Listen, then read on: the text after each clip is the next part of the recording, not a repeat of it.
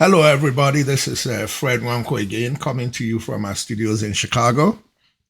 um, the last 2 days, I've been kind of digesting what we saw and at the successful showing of the Nigerian Bar Association, where they invited the major candidates or the presidential candidates to talk to them.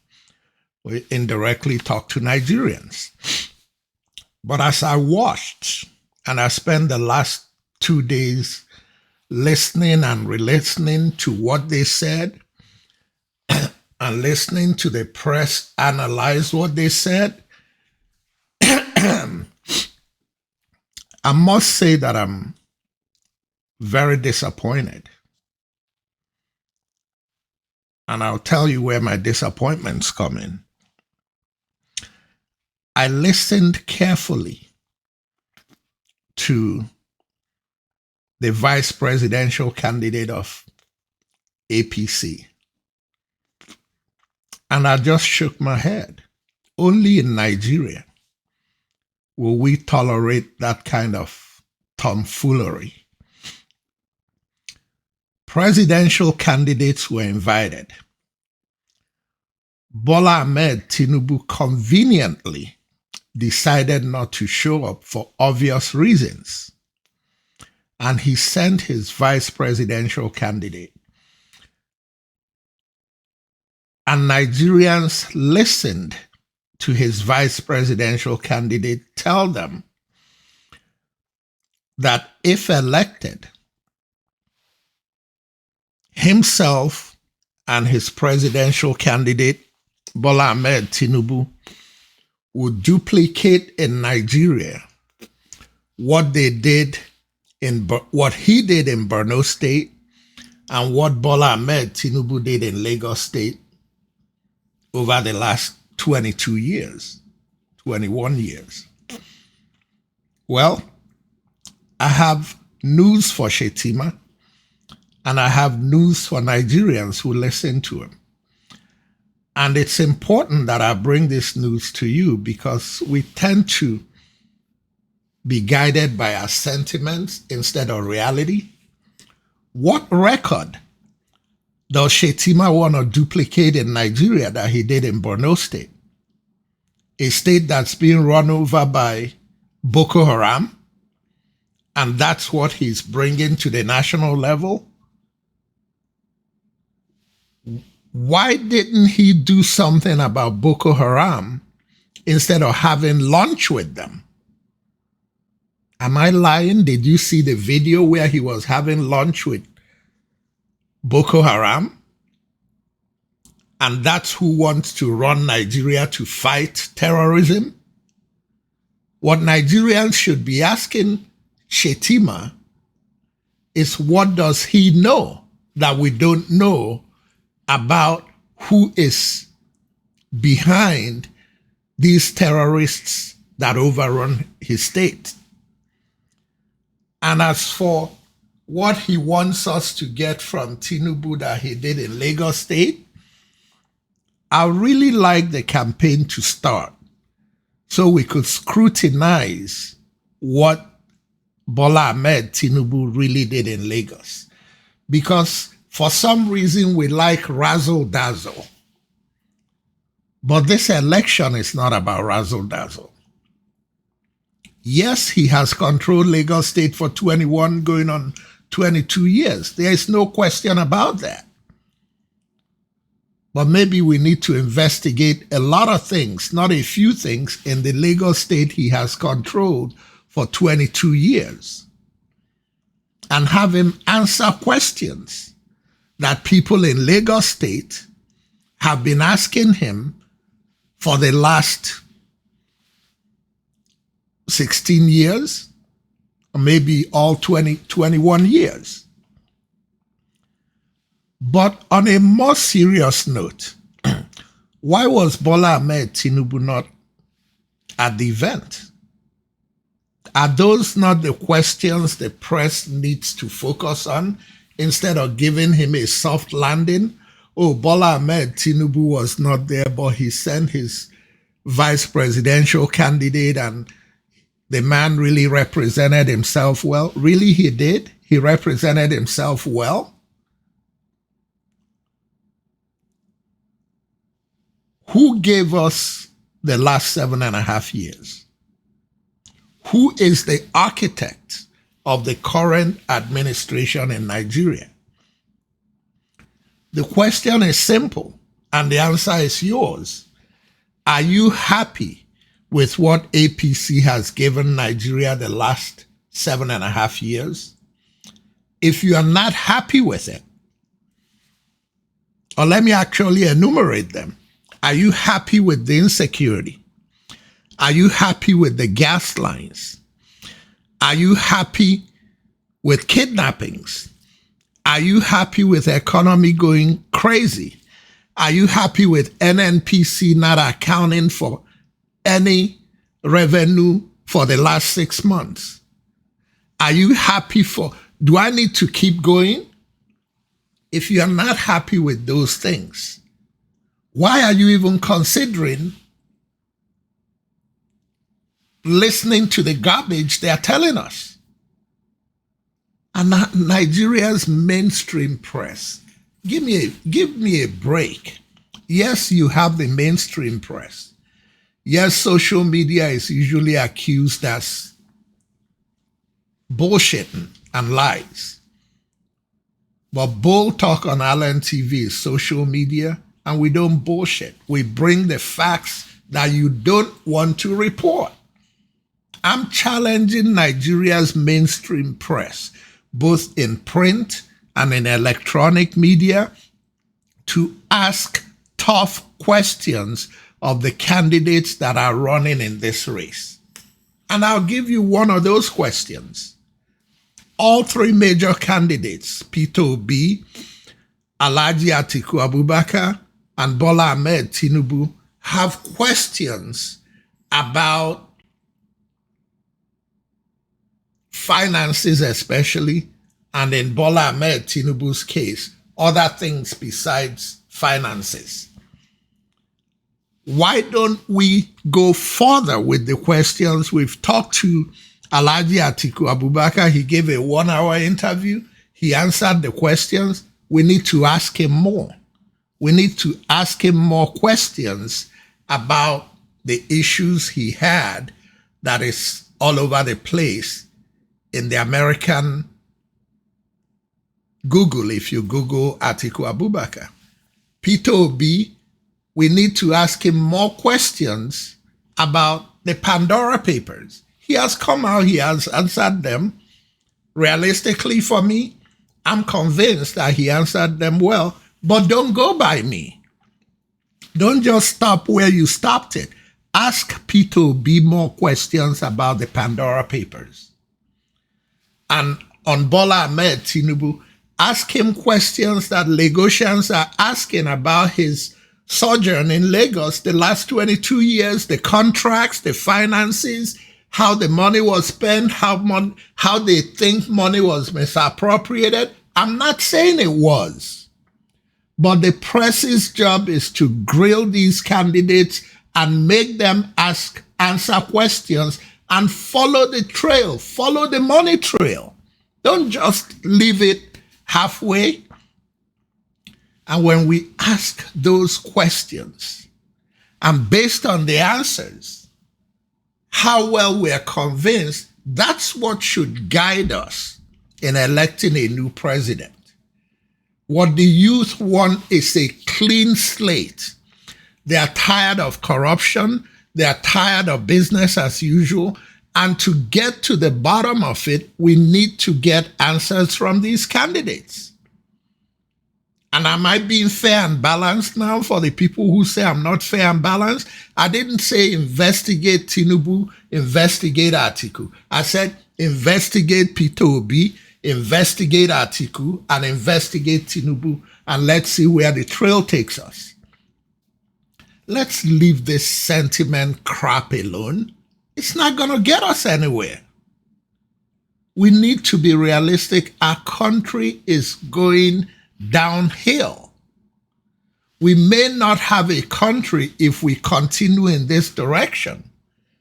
And we cannot be thinking about electing people who gave us the last 7.5 years. What else are we looking for? Only in Nigeria would APC have the guts to be asking for another 4 years. Yeah, they could ask, but only in Nigeria would the election be closed. They should ask because it's their right. But the result of the election not only should send a message to APC, but it should send a message to the person who is elected that Nigerians will destroy you in the next election if you don't deliver. What's so difficult? What's so difficult about these things? I'm going to go back to something that's really important. My respect for Afenifere. We should take a clue. If anybody hasn't heard Afenifere's position on this election, all of us should listen to them and let their position guide every tribal group or pivot group of every tribe, the Arewa consultative group, the Ohanese, and all of them.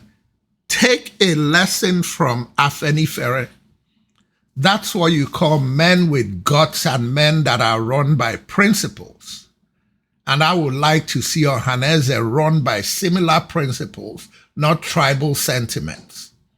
And I would like to see the Arewa group run by similar principles and not tribal sentiments, and every other tribe across Nigeria.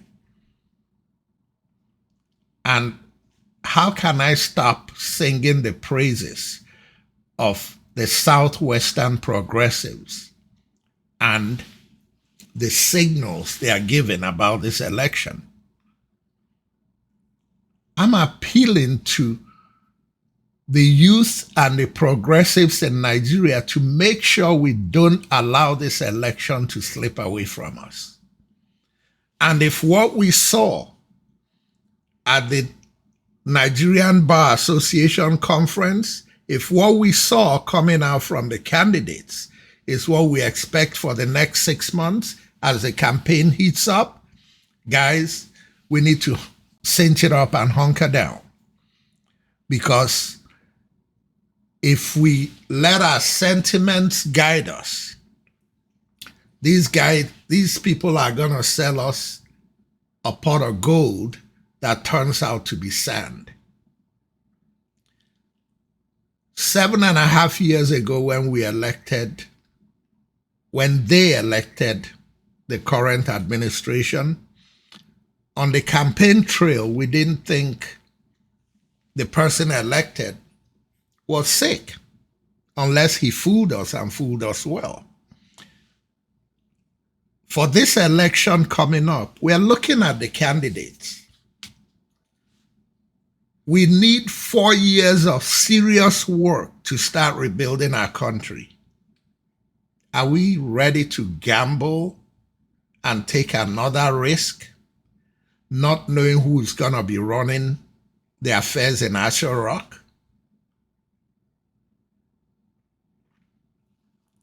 I think the saying goes something like, fool me once, shame on you. Fool me twice, shame on me.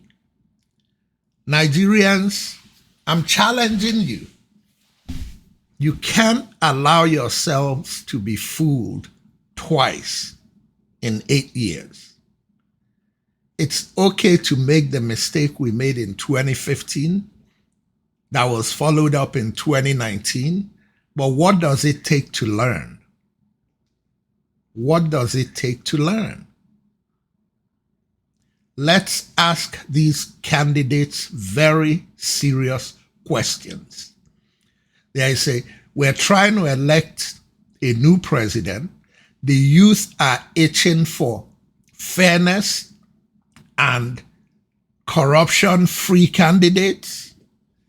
There are 3 reports on the 3 major candidates. Go into Google, Google P2B and Pandora Papers. Google Atiku and Cold Cash on Ice with the US Congress. Google Bola Ahmed Tinubu with Lagos State finances and drug trafficking in America. All those things are accusations. I'm not the one making it, and I'm not saying any one of them is guilty, but they want to be president of Nigeria. Shouldn't we scrutinize them? When you go for a job interview, don't they check your background to be sure you are clean? Why don't we demand the same from the people who want to be our president? Folks, I promised that it will be bold talk on Allen TV. But I also promised that it's not going to be vendetta talk. I'm not being vengeful. I'm not talking lies. I'm not making up stories. I'm talking things that have been reported in newspapers. We need to look into those things. We can't just cut people a slack. Nobody is entitled to be anything. People have to earn it the old-fashioned way, earn it. I think that's all I have to say, but please, if you did not see the conference and the discussions at the conference 2 days ago, go back and watch it. Listen to these people. Listen to what Peter Obi said. Listen to what Abubakar Atiku said, and listen to what Shetima said. And hopefully, the next time we see these discussions, we're going to have Bola Ahmed Tinubu live, Atiku Abubakar live, and Peter Obi live. Let's listen to them and see where they want to take us. We don't have to follow them for the sake of following people. We need to ask tough questions of our leaders. How many times do we have to keep being fooled by people who come in and take us for granted, give us bags of rice, and then go on for 4 years to do whatever they want to do, and when they leave, our country is poorer than it was when they got in? How many times do we have to keep electing people who divide us instead of trying to unite us? How many times do we have to keep electing people who turn a deaf ear and don't listen to the pains of the people? How many times do our people have to die because we have an incompetent group that can't secure our country? Folks, those are questions we need to ask. And those are questions we need answers to. Nigeria is very important to me. It should be very important to you too.